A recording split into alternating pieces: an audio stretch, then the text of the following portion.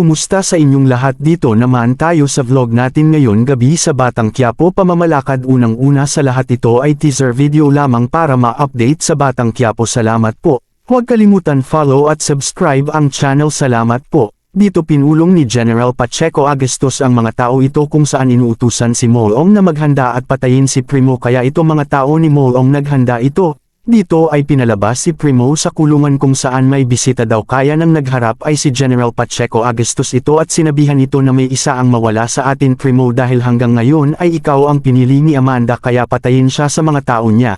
Ito si Lolo Noy ay galit ito kay Regar dahil pati sa pagbisita kay Tanggol ay sila papuntahin at dalawin si Tanggol sa kulungan, sabi niya kay Tess, pero sabi ni Tess ay palihim natin gawin ang pagbisita ito. Ito si David ay papasok na school at si Camille ay nagsabi na dapat mag-column ka sa tatay mo kung hindi ka uuwi para di ako mag-alala. Kaya ito si Santino ay nagsabi sa tropa na kung may alam kayo ng work dahil si tatay ay lagi na lang nagsabi sa akin na magtrabaho ito at pangarap nito ay mag-boxing ito.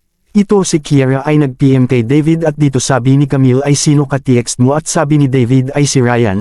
Dito ay lumabas na si Tendeng kahit masakit ang dibdib nito sa nangyayari at sabi ni Santino kay lola niya kung sa maghanap ako ng trabaho na. Ito si Marzang ay nagsabi na maraming gwardiya sa labas dahil sa bomba nangyari sa kasal. Ito si Don Julio ay inuutusan si Olga na magkita sila ito sa lugar. Habang nasa school ay tumawag si Olga at pinatay ito ni David. Si David ay nag-early out dahil kay Olga dahil tumawag ulit, pinaalam na magkita sila ni Don Julio. Dito sinabihan si Edwin na huwag kang papasok kung hindi sa atin dahil nakitira lang tayo. Ito si Warden ay pumunta sa kantin kung saan nagtitinda ay si Bubbles kasi bumili.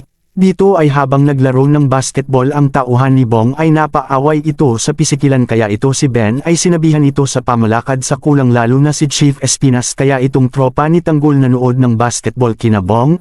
Dito napasaway naman si Bong, andoon si Warden nagpainto ito sa away.